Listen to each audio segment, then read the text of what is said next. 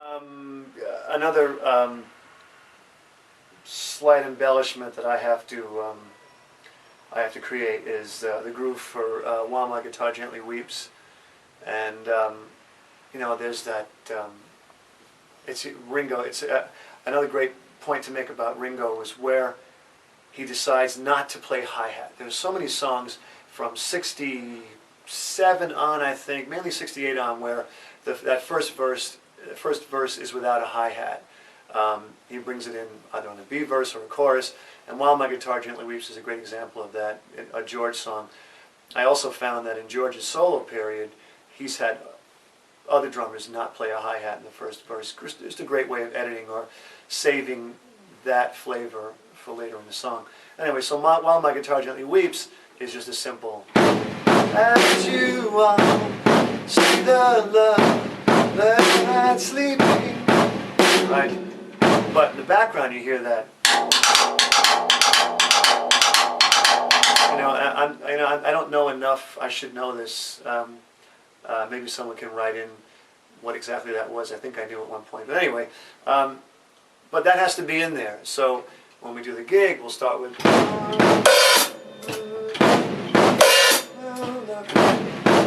The verse comes in. You all see the love.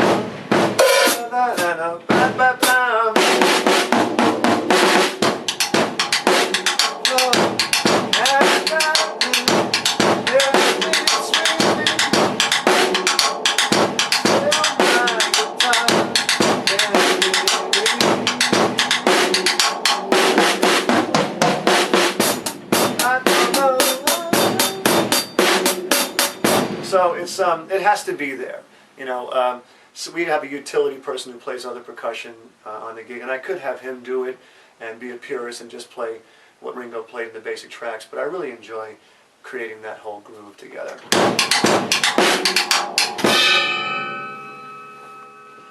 So I mean, this isn't an exact Ringo kit here. I mean, obviously it's a Vista-Lite drum set, but.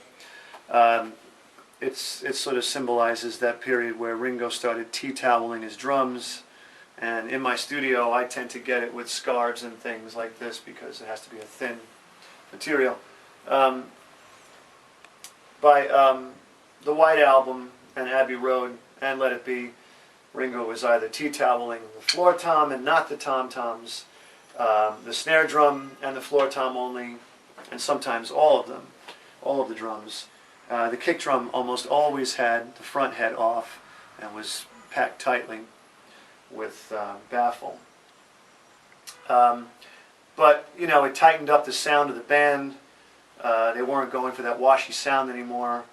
And I think it also established yet another drum sound that we all ran with, that Ringo kind of started between he and Jeff Emerick. And I had some conversations with Jeff Emerick on how he got the drum sound and how he mic'd the drums and why tea-toweling, and it was a great education. But a great example of that drum sound would be "Come Together," and it's also another example of how you've got to start it with your left hand to make it sound accurate. And I sometimes don't because I feel I may mess it up, but I'll try it today. So it would be.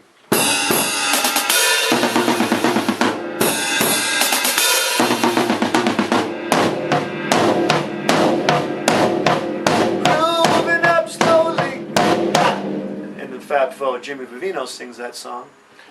I always wished I had sang it, but so it's a great example of that drum sound from that period. Even though his snare was tea-toweled, right now I only have a piece of paper towel on the snare, but it's a similar thud.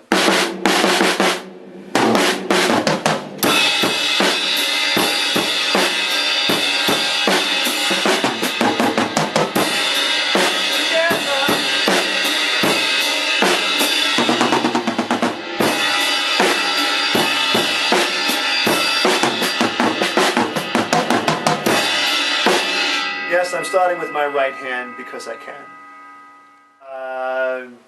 A song that I have to economize from that period would be playing something. There's that bridge section where it's obviously two drum sets. The main kit is Ringo's open kit, no baffles on the toms, but then there's a tom overdub that sounds somewhat baffled, where in the bridge with "You're asking me, I don't know," Ringo breaks it down to.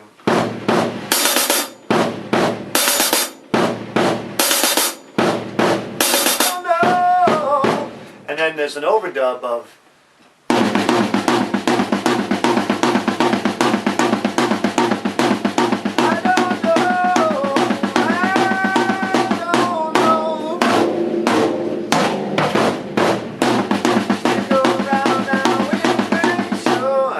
Slightly messed it up by singing, but anyway, how do I do that in the Fab Faux? Well, I kind of have to go.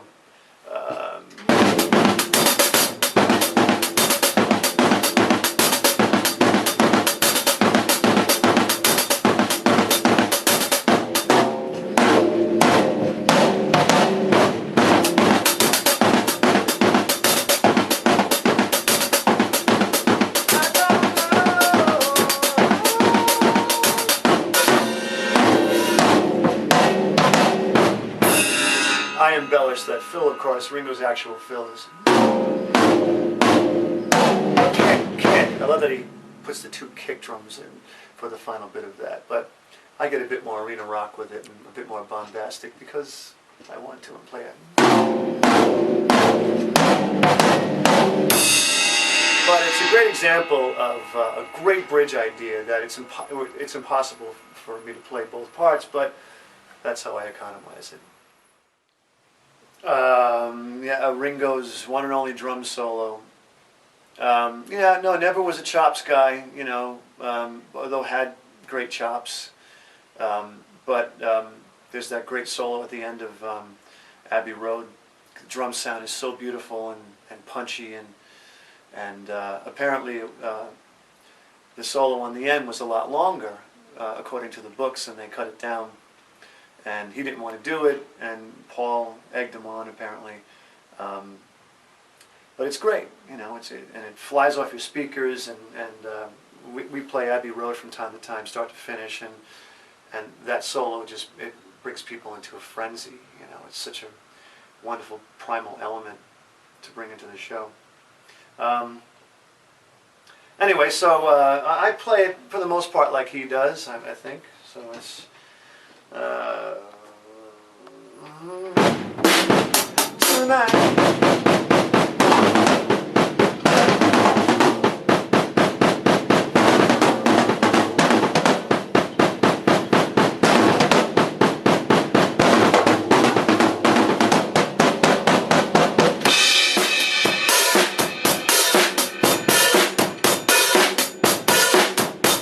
Then he gets a little washy with that cymbal. Sounds like they crossfade another track or another take into that, because there's a little bit of sort of a flammy thing going on. I'm not sure exactly what happened there, but it's just such a great piece, and I love his drumming on Abbey Road. I especially love his drumming on Let It Be Rooftop. I really felt like he was a soul drummer and laying it back nicely there. But yeah, that solo, for a man who never liked playing drum solos, is one of the greatest solos, and you hear those fills in Nigel Olson's playing, and Phil Collins, and everybody took those fills from that drum solo and made it a part of their own in their own songs. So yeah.